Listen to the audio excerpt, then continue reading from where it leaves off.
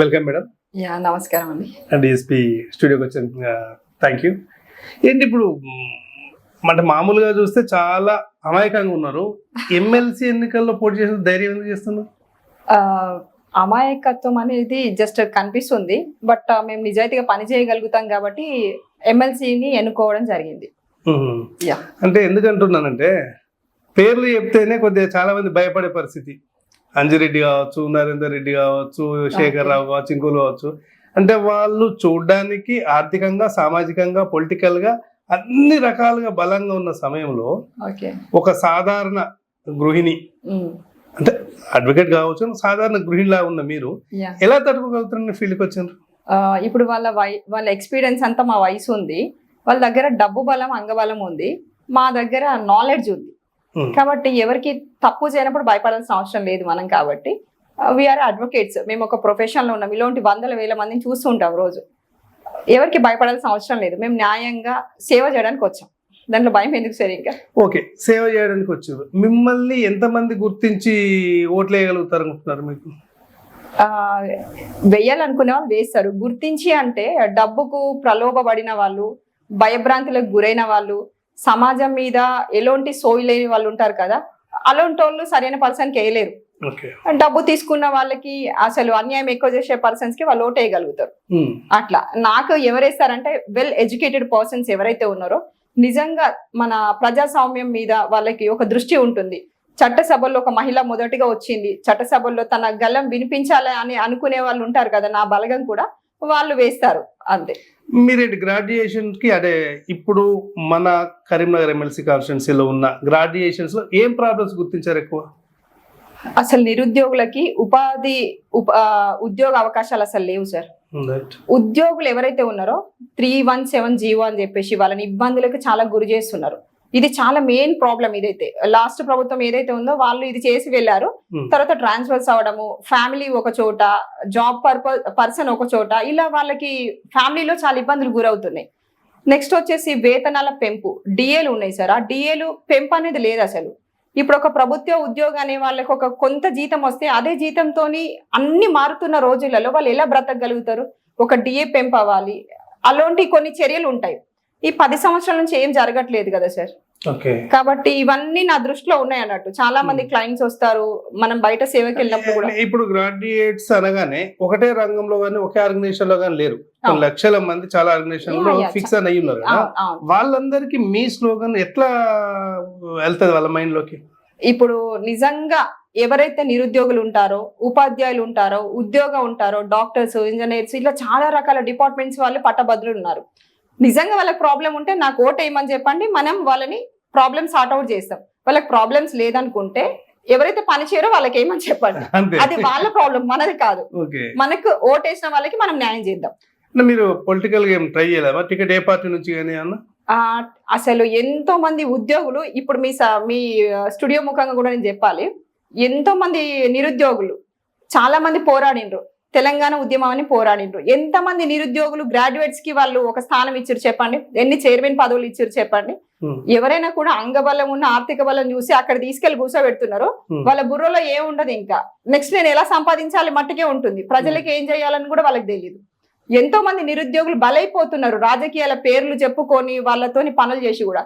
కాబట్టి అటువైపు నేను వెళ్ళలేదు సార్, నాకు ఇంట్రెస్ట్ లేదు. అంటే ఒక మంచి క్యాప్షన్ విన్నాను మీ నోటి నుండి, అంటే మీరు సరైన అంటే మంచి కారు కొంటారు కానీ ఒక డ్రైవర్ ని పెట్టుకోవడంలో మాత్రం ఇబ్బంది పడతారు, కరెక్ట్ ఎన్నుకోవడంలో ఇబ్బంది పడతారు అని. అంటే మీ ఎలక్షన్ కి దానికి ఏమన్నా సింక్ చెప్తున్నారా? ఇప్పుడు నిజంగా గ్రాడ్యుయేట్స్ అనే వాళ్ళు ఉన్నారు, వాళ్ళ డ్రైవ్ కి కావాల్సిన ఏదైతే నినాదం ఉందో, వాళ్ళ వెసులుబాట్స్ ఎక్కడ తగ్గినాయి, ఎక్కడ సమస్యలు ఎదుర్కొంటున్నారో, నిజంగా ఒక పర్సన్ అవన్నీ తీసుకెళ్లి చట్టసభల్లో మాట్లాడాలి.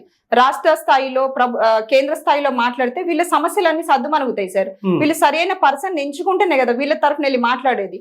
ఎంచుకోకపోతే వాళ్ళు నిరుద్యోగ అయ్యుండి, పట్టభద్రులు అయ్యుండి లాభం లేదు కదా సార్. కాబట్టి సమాజంలో వీళ్ళ వల్ల సమస్యలు ఎక్కువైపోతాయి. మనం ఎంచుకునే పద్ధతి అనేది కరెక్ట్గా ఉంటే ఖచ్చితంగా అందరికీ న్యాయం జరుగుతుంది. కాబట్టి అందుకే ఆ రోజు అది చెప్పాల్సి వచ్చింది.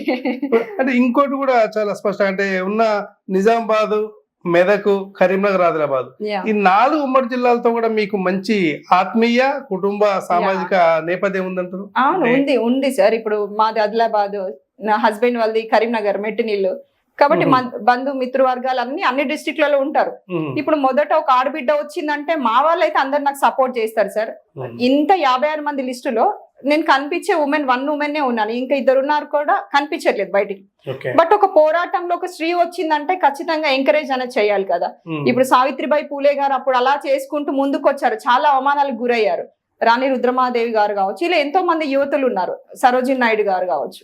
కాబట్టి నేను కూడా వాళ్ళ ఇన్స్పిరేషన్ తీసుకొని అలా ఇప్పుడు ప్రధానంగా పోటీ పడుతున్న వారు అంటే ఉన్నత క్యాస్ట్ సంబంధించిన ఉన్నారు. ఒక బీసీ మహిళగా బీసీ యువతిగా మీకైనా మంచి అవకాశాలు ఉంటాయి అనుకుంటున్నారు? అసలు నన్ను అదేమన్నా వాడుకుంటున్నారా కార్డు? అసలు బీసీ అని ఇప్పటి వరకు నన్ను వచ్చిన ఇంటర్వ్యూ వాళ్ళు బీసీ బిడ్డ అని చెప్తున్నారు. నిజంగా నేను బీసీ బిడ్డనే, కానీ ఇప్పుడు కులగణన పేరు చెప్పి ఉన్న ప్రభుత్వం బీసీలను కానీ మిగతా కులాలని కానీ వాళ్ళు అసలు ఏం చేయాలనుకోని కులగణన చేశారు సార్. వాళ్ళు ఇచ్చిన సంఖ్య ఒకటి, అనౌన్స్ అయిన సంఖ్య ఒకటి, రాసిన సంఖ్య ఒకటి. పనితనం లేని వాళ్ళందరూ వచ్చి ప్రభుత్వాల చేత పనులు చేపిస్తున్నామని చెప్పేసి మన టైం అంతా వేస్ట్ చేసేసి బీసీ కులగణన చేశారు. అసలు అందరికి అన్యాయం జరిగిపోతుంది సార్. ఇప్పటి వరకు అయితే నేను ఎక్కడ కూడా తీసుకురాలేదు. బట్ కుల మత భేదాలు లేకుండా నేను ఇందులో దిగారు అన్నట్టు. ఒక బీసీ ఓట్లు లేవు కదా సార్ దీంట్లో, కాబట్టి అందరూ నా వాళ్ళే, పట్టభద్రులు నా బలగం, కాబట్టి అందరూ నా వాళ్ళే. ఇక్కడ ఎలాంటి స్లోగన్ అయితే లేదు సార్. ఇంకా ఓకే. అంటే ఒకవేళ గ్రాడ్యుయేట్స్ కి మీరు ఓటు అంటే అడగాలనుకుంటే, ఓటు అప్పీల్ చేయాలనుకుంటే ఏం చేస్తారు? మీ మెయిన్ స్లోగన్ ఏంటి? ఇప్పుడున్న పరిస్థితులలో ఎవరైతే ఇప్పుడు మహిళలు ఉన్నారు, వాళ్ళు గ్రాడ్యుయేట్స్ చదివి ఉన్నారు, వాళ్ళకి ఎలాంటి బయటకు వచ్చి ఉపాధి చేసుకునే పరిస్థితులు లేవు. వాళ్ళకి ఒక ప్రొటెక్షన్ కానివ్వండి, ఒక పారిశ్రామికంగా ఇక్కడ ఏదైనా డెవలప్ చేద్దామంటే కూడా గ్రామ స్థాయిలో ఎక్కడ లేవు సార్. మహిళలు ఏదో చిన్న చిన్న పనులు చేసుకొని వాళ్ళ ఇంట్లో ఉండాల్సిన పరిస్థితి వస్తుంది. అలాంటి మహిళల కోసం నేను కుటీర పరిశ్రమలు ఏర్పాటు చేయించడానికి ఖచ్చితంగా చర్య తీసుకుంటాను. చట్టసభల్లో నేను ఆ నినాదం తీసుకొస్తాను. మహిళలు 33% రిజర్వేషన్ అన్నారు సార్. మహిళ ఎక్కడ కూడా కనిపించదు. ఒక మహిళ వచ్చిందా ఆ మహిళకి మళ్ళీ ఏదో ఒకటి డ్యామేజ్ చేయాలని చూస్తారు. బట్ సమాజం అనేది మారాలి. కాబట్టి నేను మహిళలకు ఒక కుటీర పరిశ్రమలు తేవడం కావచ్చు, నిరుద్యోగ ఎవరైతే ఉన్నారో వాళ్ళకి ఉద్యోగం కోసం కావాల్సిన వెసులుబాట్లు ఖచ్చితంగా నేను చేకూరుస్తాను. అలాగే ఒక 6 months ఒకసారి నోటిఫికేషన్స్ కావచ్చు, వాళ్ళకి సంబంధించినవి మంచి స్టడీ సర్కిల్స్ ఏర్పాటు చేయడం కావచ్చు, వాళ్ళకి సంబంధించిన ప్రతిదీ నేను స్టెప్ ఆన్ తీసుకొని ఖచ్చితంగా వాళ్ళకి చేసి పెడతాను సార్. గ్రామ స్థాయి నుంచి నేను మొదలు పెడతాను. 10 years గా ఇప్పటి వరకు ఏం జరగలేదు. ఇప్పుడు డాక్టర్స్ ఉన్నారు, డాక్టర్స్ ఎమ్మెల్సీ కూడా మనకు కావాలి సార్. ఎందుకంటే రాష్ట్రం అంతా డాక్టర్స్ ఉంటారు, కాలేజీ పిల్లలు ఉంటారు. మనకి ఇప్పుడు గవర్నమెంట్ కాలేజీలు చూసుకుంటే ఎంతో మంది విద్యార్థులు, పీజీలు చేసిన విద్యార్థులు నైట్ టైం డ్యూటీల్లో ఉండి చాలా ప్రమాదాలకు గురవుతున్నారు. అక్కడ సెక్యూరిటీకి సంబంధించిన సిబ్బంది కూడా కరెక్ట్ గా లేరు. ఈ చదివించే తల్లిదండ్రులు బాధపడాలి, ఎవరైతే అక్కడ వెళ్ళి చదువుకునే విద్యార్థులు కూడా బాధపడాల్సిన ఈ రోజులు సరే. అలాగే ఇంకొకటి మనకి అడ్వకేట్స్ సంబంధించింది ఒక ఎమ్మెల్సీ కూడా రావాలి sir. Doctor MLC, advocate MLC ఖచ్చితంగా రావాలి. నేను ఒకవేళ గెలిస్తే 100% ఫస్ట్ నేను ఒక 6 months లోపు అవి నేను తెప్పించే ప్రయత్నం చేస్తాను. కాబట్టి నాకు అంటే ఇప్పుడు స్టేట్ లో అడ్వకేట్స్ సెపరేట్ ఎమ్మెల్సీ లేదా? లేదు, ఓన్లీ అదొకటి ఉందా? ఓన్లీ టీచర్స్ ఎమ్మెల్సీ ఉంది, గ్రాడ్యుయేట్ ఎమ్మెల్సీ ఉంది. నెక్స్ట్ మనకు కొత్తగా డాక్టర్ ఎమ్మెల్సీ ఉన్న అడ్వకేట్ ఎమ్మెల్సీ పెడితే ఉన్న సమస్యలన్నీ కూడా పరిష్కారం తొందరగా దొరుకుతుంది. ఒకరే వచ్చి అన్ని చూడాలంటే కూడా వాళ్ళకి సమయం ఉండదు, పాలన సరిగా ఉండదు. కాబట్టి మనం కొంచెం స్టేజెస్ పెంచుతా ఉంటే అందరికి కూడా ఉపయోగకరంగా ఉంటుంది కదా. అదన్నట్టు. యా, మెయిన్ గ్రాడ్యుయేట్స్ అనగానే మహిళలలో ప్రైవేట్ స్కూల్స్, కాలేజీలు, ఎడ్యుకేషనల్ డిపార్ట్మెంట్స్ లోనే ఎక్కువ ఉన్నారు. వాళ్ళకి ఎక్కడ కూడా మీరు అన్నట్టు అసలు కనీస సౌకర్యాలు కూడా లేవు. వాళ్ళకి వేజెస్ కూడా, కనీస వేతనాలు కూడా లేవు. అసలు అట్లాంటి వారిని మీరు అంటే ఏం చెప్పాలనుకుంటున్నారు? అట్లాంటి వాళ్ళకి మహిళలనే కాదు సార్, అన్ని రంగాల్లో ఉన్న పట్టభద్రులందరికీ నేను ఖచ్చితంగా సరైన న్యాయం చేస్తాను. మన మహిళల విషయానికి వస్తే వాళ్ళకి కావాల్సిన వాష్రూమ్స్ అయితే చాలా కష్టంగా ఉంది. ప్రైవేట్ ఉద్యోగులు కావచ్చు, ప్రభుత్వ ఉద్యోగులు కావచ్చు, బయటికి వెళ్తే వాష్రూమ్స్ కావచ్చు, ఫుడ్ కావచ్చు, వాటికి సంబంధించిన వాటిపైన ఖచ్చితంగా నేను చర్యలు తీసుకుంటాను. అన్ని రంగాల్లో ఉన్న ప్రతి ఒక్కరికి సమస్యల పైన పోరాడతాను నేను. ప్రతి ఒక్కరికి. మీరు ఎంత ఖర్చు పెట్టుకోగలుగుతారు పైసలు? ఓటింగ్ కోసమే. డబ్బు తీసుకొని నేను రాజకీయాల్లోకి రాలేదు సార్. నేను ఇప్పటి వరకు 1 రూపీ కూడా ఎక్కడ కూడా ఇవ్వలేదు. నాకంటూ ఒక హేమలత ఫౌండేషన్ ఉంది. నా ఫౌండేషన్ ద్వారా ప్రీవియస్ నేను దాన ధర్మాలు చేస్తున్నాను తప్ప రాజకీయంగా డబ్బు ఎందుకు పెట్టాలి సార్? నా మానవ హక్కు. నేను వచ్చి ఎమ్మెల్సీగా బరిలో ఉన్నాను. నేను ఓటు అడిగే హక్కు నాకుంది, వేసే ఇది మీకుంది. కాబట్టి నేను ఎందుకు ఇవ్వాలి సార్ డబ్బులు? మీ ఫౌండేషన్ నుంచి మంచి మంచి కార్యక్రమాలు తీసుకున్నారట కదా, చెప్పండి. బ్లడ్ డొనేషన్స్ కావచ్చు, చిన్న పిల్లలకి బుక్స్ ఇవ్వడం కావచ్చు, చనిపోయిన తల్లిదండ్రులు ఉన్న పిల్లలకి ఏదైతే మనకు చైల్డ్ వెల్ఫేర్ నుంచి రావాల్సిన ఉంటాయో బెనిఫిట్స్ కూడా మనం ఇప్పించడం జరిగింది. ఇలా చాలా కార్యక్రమాలు చేస్తూ ఉంటాం సార్ దాంట్లో.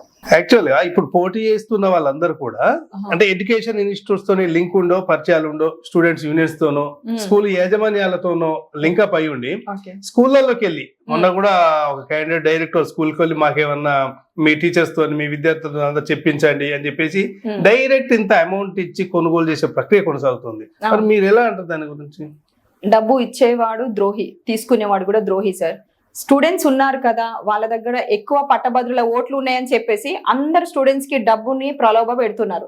ఇప్పుడు అవన్నీ ప్రలోభ పెట్టి వాళ్ళు డబ్బు ఇస్తున్నారు కదా, ఎవరికి పంచరు వాళ్ళు, వాళ్ళ దగ్గరనే ఉంచుకుని వాళ్ళు మత్తుకి బానిస పడుతున్నారు సార్. వీళ్ళు కొంతమందిని తయారు చేస్తున్నారు. రాజకీయం అనేది ఒక మన దగ్గర దందా అయిపోయింది. ఇది కూడా ఒక మత్తు లాంటి దందా. కాబట్టి ఈ డబ్బు అనేది ఫస్ట్ మనం ఆపేసేయాలి సార్. ఇప్పుడు డబ్బు లేకుండా సామాన్యులు రాజకీయాలకు రాకూడదా సార్?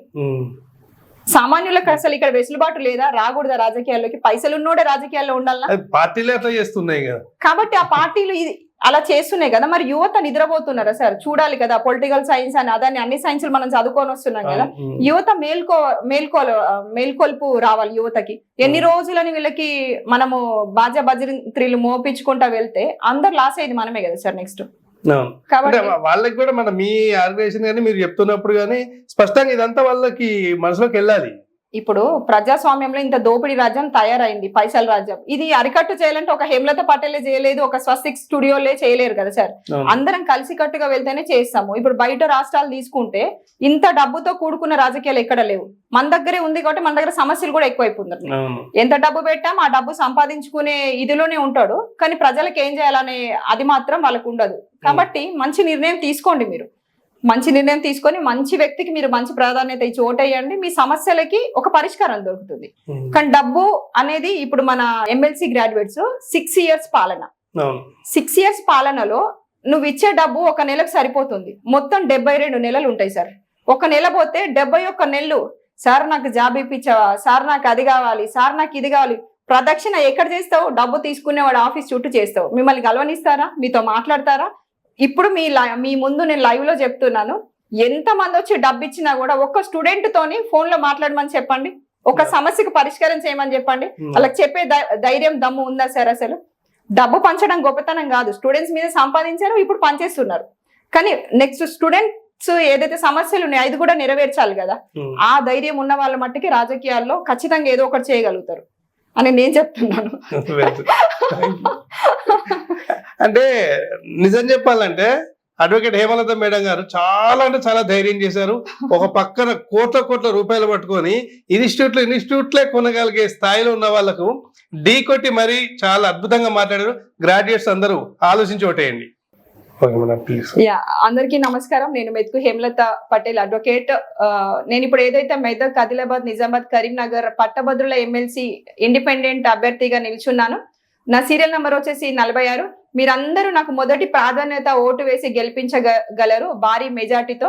ధన్యవాదాలు. Thank you. రైట్.